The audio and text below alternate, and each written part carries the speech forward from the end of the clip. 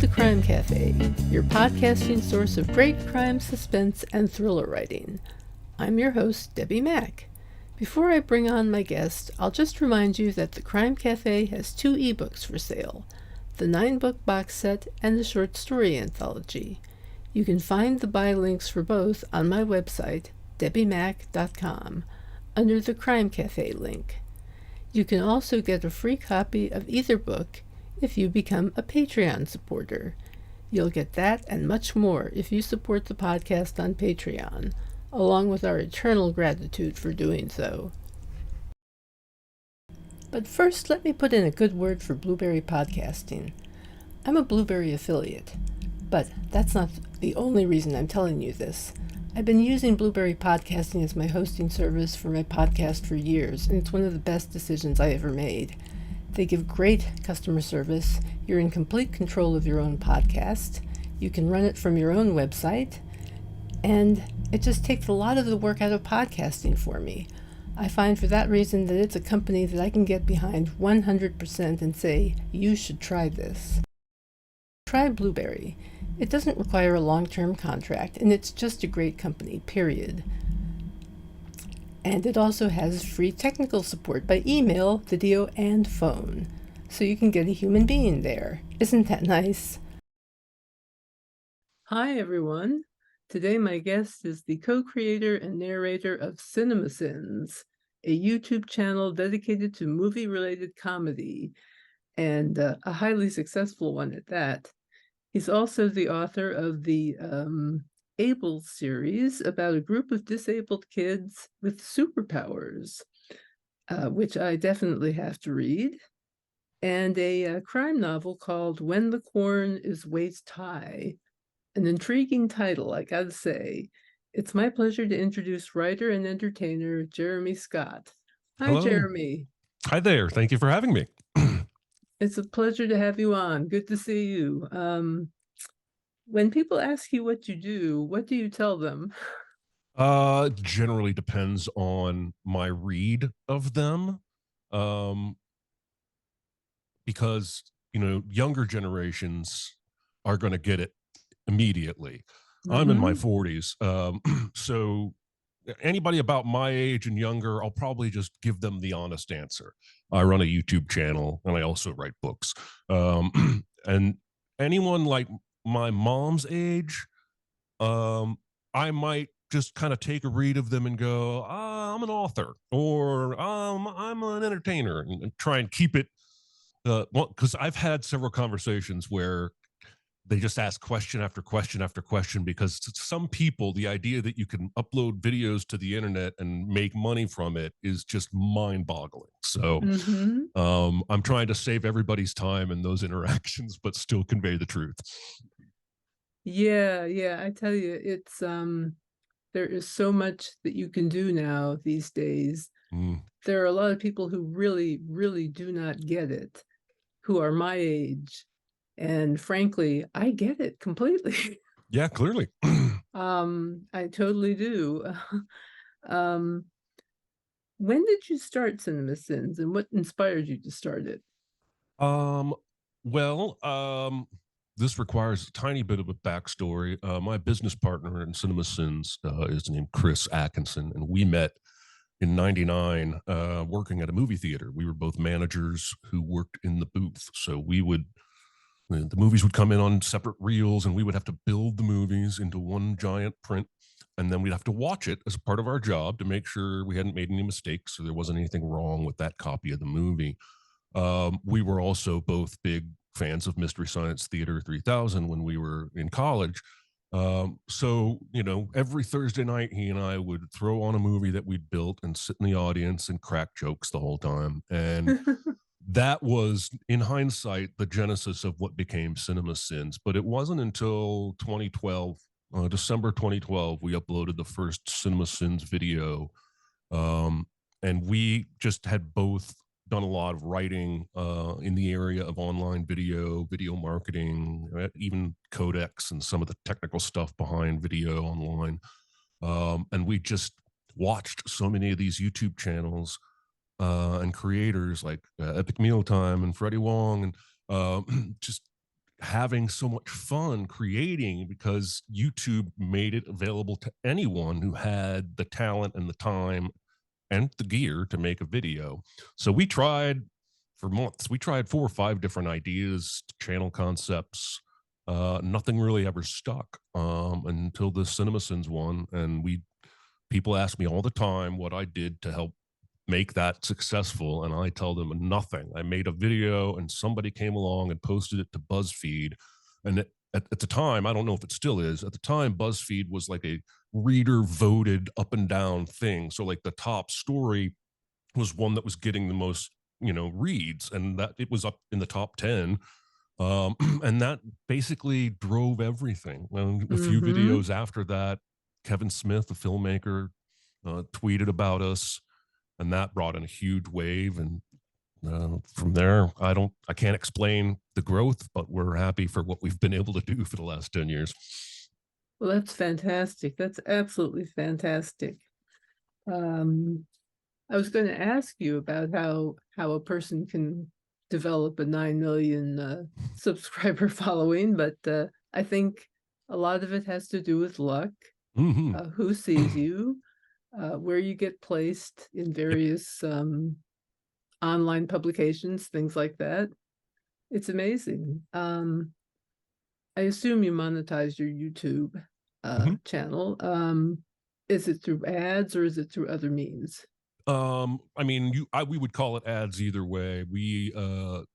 YouTube runs ads on our videos, both at the beginning and what's called a mid-roll ad in the middle of a video, and we get a percentage of those, and then we also can sell sponsorships. So some of our videos might open with a 30-second, this video is brought to you by, you know, Nature Box or what have you. And we've had a handful of them over the years. But beyond that, that's really the only way we monetize the YouTube videos. Mm-hmm. And you have a podcast as well. Mm-hmm. We do. The videos, we're playing a character who's a know-it-all, who's nitpicking movies. And so the podcast is hopefully something that shows our love of movies and how genuine it is. So it's called Recotopia. And every week, it's basically a movie club, movie of the week club. We take turns picking a movie that we think has been underseen or underappreciated, and then we meet and discuss it. And we have both a live audience online, and then you can download or watch it on YouTube later or what have you. But it's just an hour-long celebration of recommendations of movies and TV shows and stuff. Oh, that's fantastic.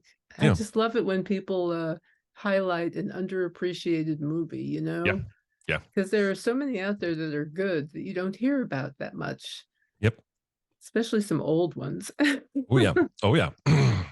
Yeah. Have you ever thought about doing a scripted podcast, just out of curiosity? I guess I will have to answer that. Yes, I have thought about it, but I don't think I've entertained it too seriously. I uh I have a lot of ideas. I have a lot of things I'm in the middle of writing all the time. Oh And boy. that is something that I would enjoy trying my hand at some point. But I haven't really gone beyond that. It's just on a back burner list of things I might like to do someday. We may need to talk at some point. We'll Okay. see. You might be interested in what I have to say. Okay. Tell us about your books, the Able series. I think Sure. that's a really fantastic premise you've come up with. Thank Uh, you. what inspired you to write it? I um I'm not sure. The idea came to me years before I wrote it. I self-published the first edition in 2015 of the first book, but I wrote a first page synopsis idea thing in like 2009, and showed it to my wife, and there were a lot of differences in what ended up coming out as a story, but the idea of a disabled person that also has superpowers was the central premise. And then once I realized, like the early draft, it was going to be an older person who was a judge. But once I realized it needed to be kids, then I was able to sort of play in an area that I don't think a lot of stories have been able to, where they are they're outcast because they're stuck in the middle of these two groups. They live in a superhero society, but they're not fully accepted because their disabilities impact how they can use their powers. But the non-powered people don't really respect them either because they have superpowers. And the main character is a blind kid named Philip, and his power is telekinesis. So the question is, how does he move things with his mind that he's not able to see? And through the adventure, he figures out how. So Mm-hmm. yeah, I thought it would be fun to sort of play with coming of age, where you're stuck in between those two worlds. Yes, it's an interesting time period Yeah. in Yeah. one's life. Yep, absolutely. How many books have you published in the series? There are 4 books in the Able series, and it was always intended to be 4. The first one is when they're like entering middle school. The second one, they're in high school. The third one, they're in college. And then the fourth one jumps ahead like 20, 25 years. Um, and they're all, middle grade aimed, intended for, preteens and teenagers. So if you uh, up when the corner's waist high, it won't tonally compare in any way to these Abel's books, which are aimed at kids and trying to be empowering and all that. The murder mystery book is absolutely an adult aimed novel. I was going to ask you about that. Tell us about that book. What is that book about? It's set in the early 80s in a rural Indiana farm town in the summer. It's fictional, but it is modeled in very much on a town I grew up in the 80s in Indiana called Ossian, which at the time had about 2,000 people and didn't have a stoplight or any fast food, and was just the tiniest little town. Um, and so the main character is a priest of a local parish, but he's also been elected sheriff. And then uh, a serial killer starts murdering people, and he has to learn how to be a real cop in a real hurry instead of just handing out speeding tickets and doing confessions. So that's basically the premise. There's a lot of like local detail that I probably did a little too much of because I just had so much fun writing this place that is real to me, even though it's fictional on the page. So yeah, that's pretty much all I would really tell anybody. Uh, Maybe I would add it's not conventional in any way, um, but that's your basic premise. Well, I think that's really cool. All of these books sound really cool to read. I got to check them out. Well, thank you, thank you. I mean, there's so many books out there. It's just like TV shows and movies. There's so much of it out there. Nobody's ever going to get to everything. So Exactly. Yeah. read what you can while you've got the time to read, and if it happens to include my books, that'd be awesome. But uh, Well, it just sounds so intriguing, and there's so much of it that resonates with me, I gotta say. great, that's Um, great. let's see, is there an author or creator that has most inspired your work? um I don't know about that. Certainly Andy Weir, who wrote The Martian, um Mm. in that he was just writing and uploading online for his space nerd friends, and then eventually enough of them were like, dude, this is good, you need to publish this. So he self-published it and did well enough that a big publisher came in and bought it, and then he got a movie made on it. I had a chance to interview him on a former podcast that I hosted, and he's this fascinating guy. And I've read all of his books, but just the idea that he was like me at one point, just a guy on the internet who enjoys certain content and then decided to try and create some himself. Um, and that's very inspiring to me. And maybe also the way he writes. I don't know if you've read The Martian, but there's just a very there's a very straightforward sarcasm to the main character that I resonate with a lot, because that's my own internal monologue, is self-effacing, sarcastic barbs. So yeah, I would say he probably inspired me the most in terms of getting off my butt and doing the writing. Wow, that's really something. It works that way for me too. I have this sarcastic inner part, but for me, it's Ray Chandler. Okay. Yeah. Yeah. Or say Ross McDonald. Okay. Yeah. Yeah. They were both very sardonic. Yeah. Yeah. But I like that example though, Andy Weir. That's great because I've seen the movie The Martian, but I haven't read the book yet. What do you think is the most important skill or quality for a person to have as a creator? Well, what I found, whether it's making videos or writing books, you have to be able to edit yourself. You have to be able to make hard decisions. And I did not coin this phrase, but I have told a lot of people who have asked me for advice, if you don't cut something that's hard for you to cut, if you don't cut something that you love, you probably have not cut enough out of your story or your video or what have you. So there's something in every book that I've published that I really liked, that I wanted in there, but just didn't make sense, didn't work with the rest of the story. And rather than forcing it, I made a tough decision and cut it. But what I try and do in those instances, when you do cut something you love, is set it aside, write it in a more generic manner, and it might be something you could use in another piece down the line. So Yes, absolutely. Kill your darlings or whatever that is. Kill your babies. Exactly. Mm-hmm. And what are you working on now? I have 3 projects I'm working on now, and by that I mean I've got probably 50 or 60 documents that are in some stage of, a synopsis sentence, or I've done some writing, but there are 3 that I'm actively writing on. The closest to completion, and the one that's probably most on my heart right now, is a collection of science fiction short stories.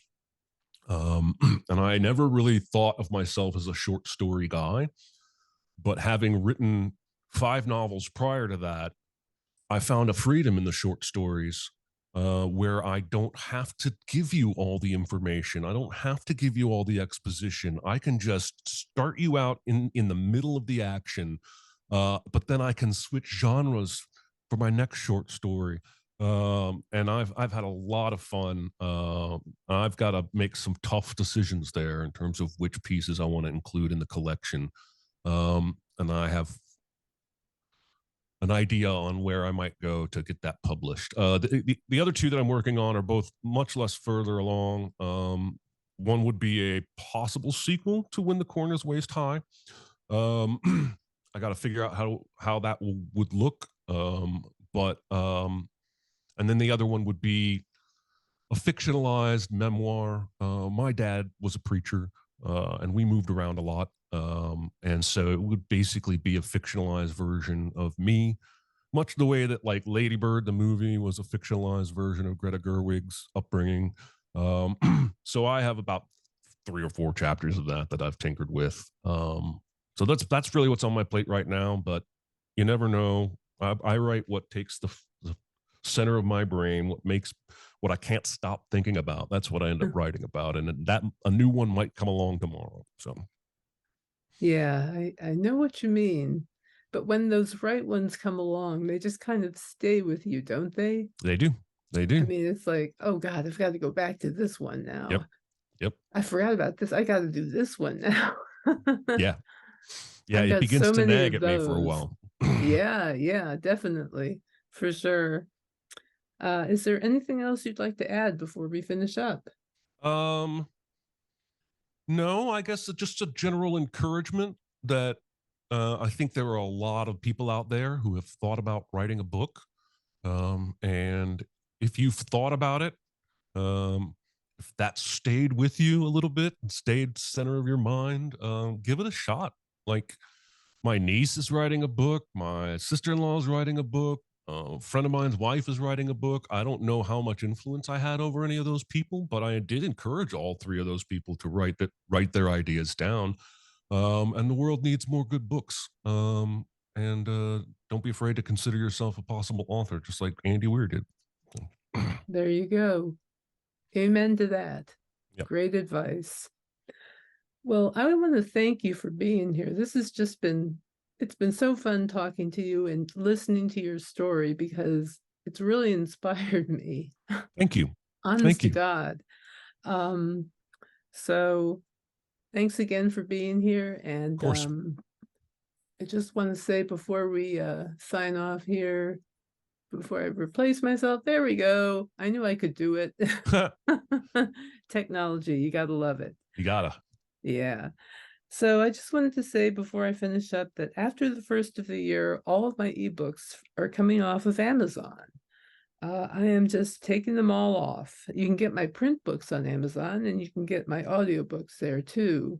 They'll continue to be available on Amazon. However, I have some matters I need to straighten out with some company or other, either Amazon or Drafted Digital or both. I'm not sure which. But we need to do some talking or communicating or something. Anyway, my ebooks will also be available for half price on Smashwords after the 17th, I think, of December. I'm not sure when this is going up. They may be available now for half price, for all I know. I have to sit down and work out my schedule because I've got podcasts literally lined up like planes circling a landing field. You know, they're waiting for the signal that they can come in. At any rate, you can also buy direct from me from my website. You can get my ebooks there. All you have to do is click on my bookstore and you'll find print books as well as ebooks and audiobooks for sale. With that, I'd also like to thank my Patreon supporters and everyone who supports the podcast in any way, all my listeners, anyone who leaves a review. Thank you so much. With that, I'll say take care, happy holidays, and until the next time, when my guest will be F.R. Jameson, have a good day and happy reading.